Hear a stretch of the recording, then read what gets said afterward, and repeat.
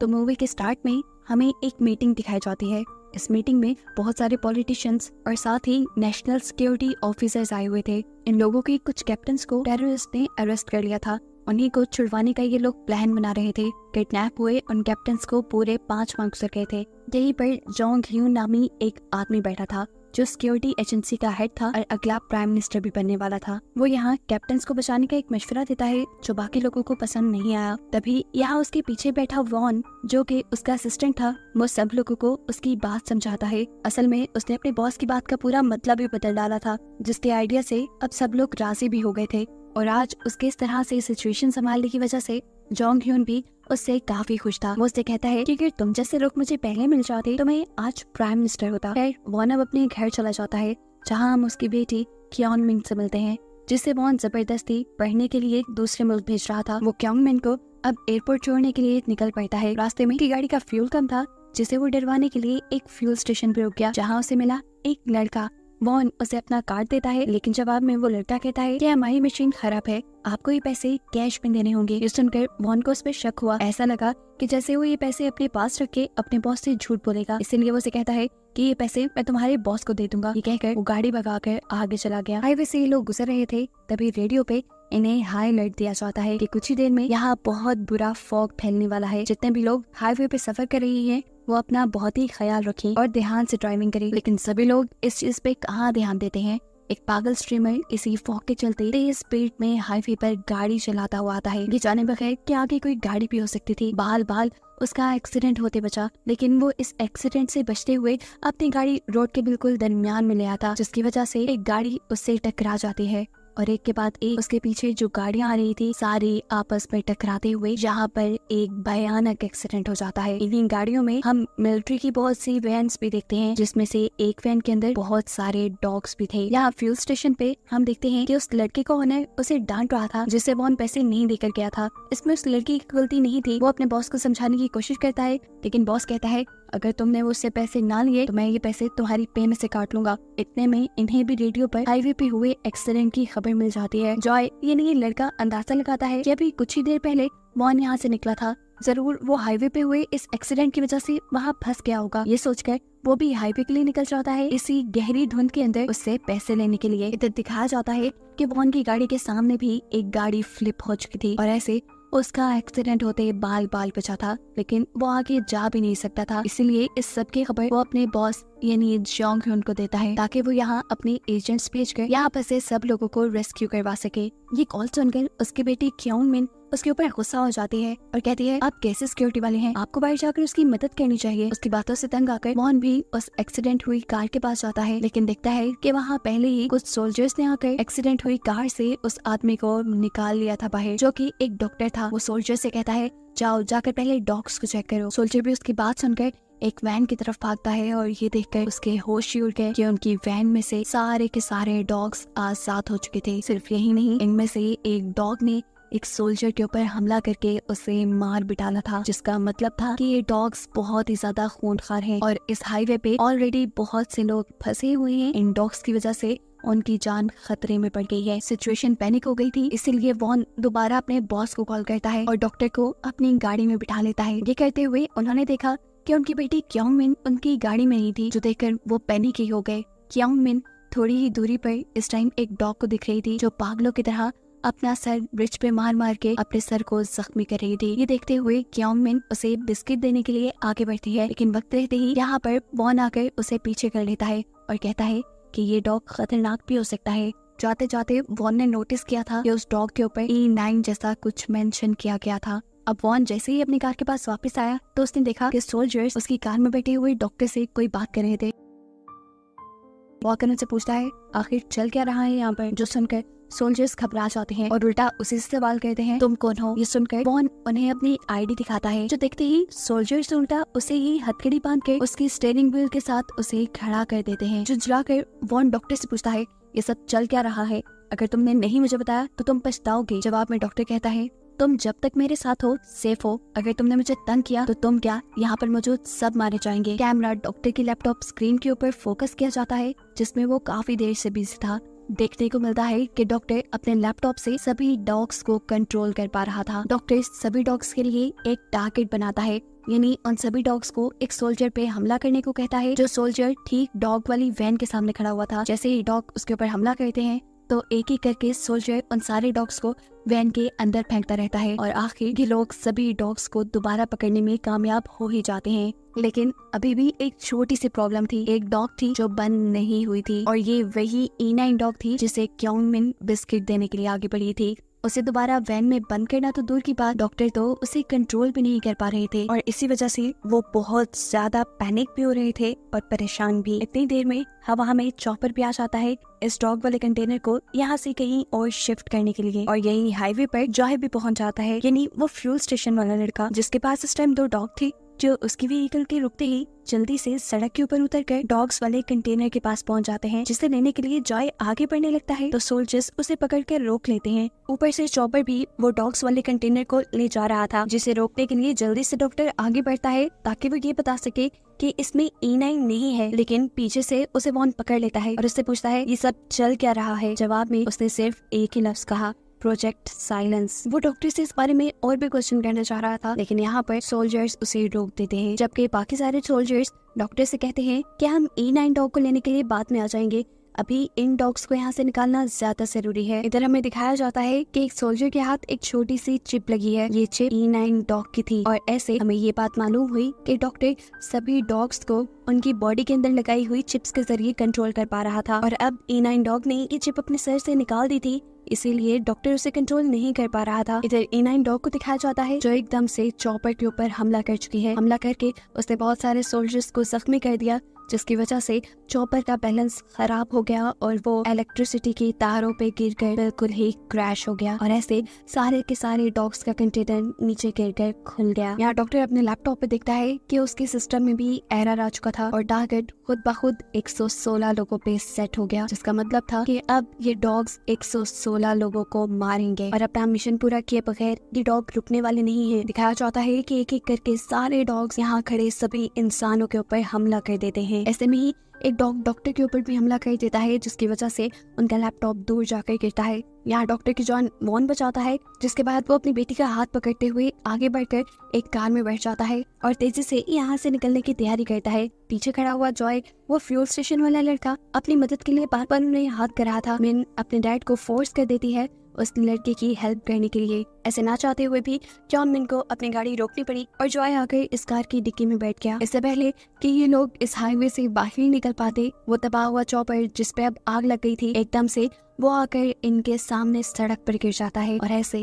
इनका रास्ता ब्लॉक हो जाता है। इनके फोन के सिग्नल्स भी जा चुके थे कि ये किसी को मदद के लिए बुलाते, लेकिन यहाँ वॉन के पास उसका सिक्योरिटी रेडियो था, जिसकी मदद से वो अपने हेडक्वार्टर कांटेक्ट करता है और मदद बुलाने की कोशिश करता है। साथ ही साथ वो अभी भी इन डॉग्स के बारे में जानना चाहता था, इसलिए वो डॉक्टर से कई सवाल करता है। तब डॉक्टर बताते हैं कि मैंने कुछ रेस्क्यू डॉग्स बनाए थे, लेकिन फिर मिलिट्री ऑफिसर्स ने मुझे फोर्स किया और इन डॉग्स को ट्रांसफॉर्म करने को बोला, कुछ इस तरह से कि वो लोग इन डॉग्स को वेपन के तौर पे इस्तेमाल कर पाए, ताकि जंग में या किसी भी बुरी सिचुएशन में इन डॉग्स को इस्तेमाल करवाया जा सके। मॉन अब रेडियो पर अपने बॉस यानी जियोंग ह्यून को कांटेक्ट करता है और उनसे पूछता है कि क्या आपको प्रोजेक्ट साइलेंस के बारे में कुछ पता था। जवाब में वो कहते हैं नहीं, मुझे ये बात मालूम नहीं थी। मॉन कहता है अच्छा ठीक है, फिर आप यहाँ पे कोई स्वाइप टीम भेजे जो हम सबको यहाँ से बचा कर ले जाए। इस टाइम हमारे सामने एक गैसेस का बहुत बड़ा ट्रक खड़ा है, अगर वो ब्लास्ट हो गया तो यहाँ पर सभी लोग मर जाएंगे। जियोंग ह्यून उसकी हाँ में हाँ मिलाता है, जबकि ये सब लोग अब मुंह पे कपड़ा बांधकर पीछे खड़ी एक बस की तरफ बढ़ने लग जाते हैं, जिस बस के अंदर यहाँ बचे हुए सारे सर्वाइवर्स इकट्ठे हो गए थे।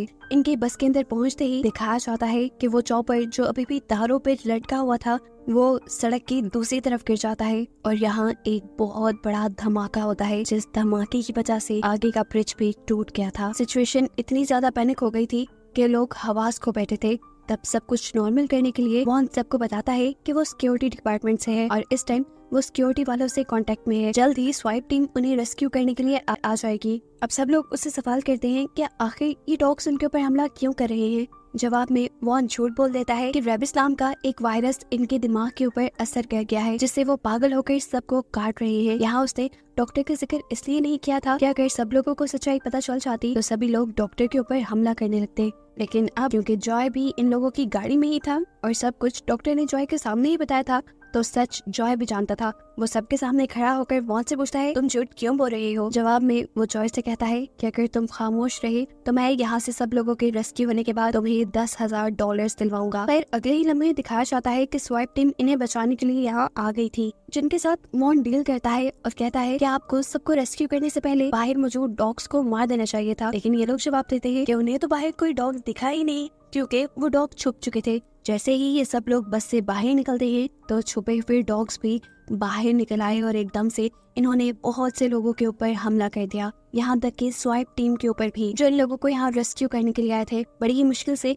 वॉन यहाँ अपनी बेटी को भी एक डॉग से बचाता है और फिर एक दूसरी बस के अंदर छुपा देता है, जहाँ हमें देखने को मिला कि एक ओल्ड कपल के साथ 2 और लोग भी यहाँ छुपकर बैठे हुए थे और इसी बस के अंदर डॉक्टर भी अभी जिंदा बच गया था। वॉन भी इन लोगों के साथ रुकना चाहता था, लेकिन तभी उसे पता चला कि उसका रेडियो तो बाहर रह गया है, जिसे लेने के लिए ना चाहते हुए भी उसे बस से उतरना पड़ा, क्योंकि रेडियो के अलावा उसके पास मदद मिलवाने का कोई और रास्ता भी नहीं था। जितनी देर में वॉन बाहर था, इतनी देर में यहाँ डॉक्टर सभी लोगों को प्रोजेक्ट साइलेंस के बारे में सब सच बता देता है कि कैसे उसने रेस्क्यू डॉग बनाए थे, लेकिन फिर मिलिट्री वालों ने इन डॉग्स को अपने फायदे के लिए खूंखार डॉग्स में बदलवा दिया। और जिस E9 डॉग को ये लोग पहले पकड़ना चाह रहे हैं, असल में ये बाकी सभी डॉग उसी के क्लोन हैं। डॉक्टर बताते हैं कि एक्सपेरिमेंट के दौरान E9 डॉग को और भी ज्यादा खतरनाक बनाने के लिए उन्होंने उसके सामने उसी के बच्चों को मार दिया। और एक सबसे ज्यादा डरा देने वाली बात ये थी कि E9 डॉग अपने सर से चिप निकाल चुकी है और अब वो डॉक्टर के कंट्रोल में नहीं है। साफ मतलब है कि वो डॉक्टर के कहे के मुताबिक यहाँ कुछ नहीं कर रही, वो सिर्फ अपने बच्चों के मरने का बदला ले रही है,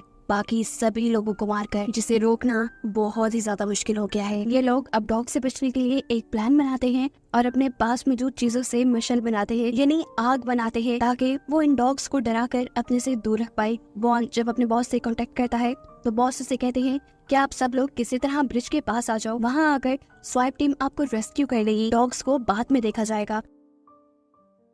वॉन बॉस को बताता है कि वो डॉग्स बहुत ही ज्यादा खूनखार है, उन्हें कंट्रोल करने के लिए कुछ स्नाइपर्स को यहाँ बुलाना चाहिए। लेकिन जियोंग ह्यून इस चीज के लिए तैयार नहीं था। वो जानता था कि हाईवे पे इतना बड़ा हादसा हुआ है तो कवर करने के लिए मीडिया वाले तो जरूर आएंगे, और ऐसे में ही अगर वो मिलिट्री वाले ये सब तमाशा भी देख लेते तो उनके डिपार्टमेंट की काफी बदनामी होती। आखिर में अब वॉन बॉस को बताता है कि यहाँ जितने भी लोग हैं वो सब के सब लोग प्रोजेक्ट साइलस के बारे में सब जानते हैं, और आहिस्ता आहिस्ता वो लोग ब्रिज की तरफ बढ़ भी रहे हैं। ये कहते ही उसने फोन रख दिया था। ये सुनकर बॉस यानी जियोंग ह्यून घबरा जाता है, ऐसे जैसे सब में कुछ उसी की भलाई गड़बड़ी हो। और ये बात सच भी निकली। उसने अगली स्वाइप टीम को वहाँ नहीं भेजा क्योंकि वो चाहता था कि वहाँ मौजूद सभी लोग मारे जाएं जिनको प्रोजेक्ट साइलेंस के बारे में पता है, क्योंकि प्रोजेक्ट साइलेंस उसी ने अप्रूव किया था। और अगर ये खबर बाहर मीडिया में फैल जाती तो उसे कभी भी अगला प्रेसिडेंट नहीं बनाया जाता। यहाँ हम देखते हैं कि ये सब लोग बस में थे। एक प्लान बनाते हुए ये लोग बस से निकलने की कोशिश करते हैं। जॉय गुस्से में डॉक्टर को पीटता है और उससे कहता है तुम ही इस सब की जड़ हो, इसलिए जाओ और तुम ही उन डॉग्स को डिस्ट्रैक्ट करो। लेकिन मिन यहाँ सबसे कहती है ऐसे काम नहीं चलेगा, अगर डॉग ने एक इंसान को मारा तो वो सभी को मार देंगे, इससे बेहतर है कि हमें एक ट्रैप बनाना चाहिए। वो बस के अंदर एक ट्रैप बनाते हैं और खुद बस के नीचे डिग्गी के अंदर चले जाते हैं। बस के दरवाजे इन्होंने खुले छोड़ दिए थे। वहाँ पे डॉक्टर था सभी डॉग्स को अट्रैक्ट करने के लिए।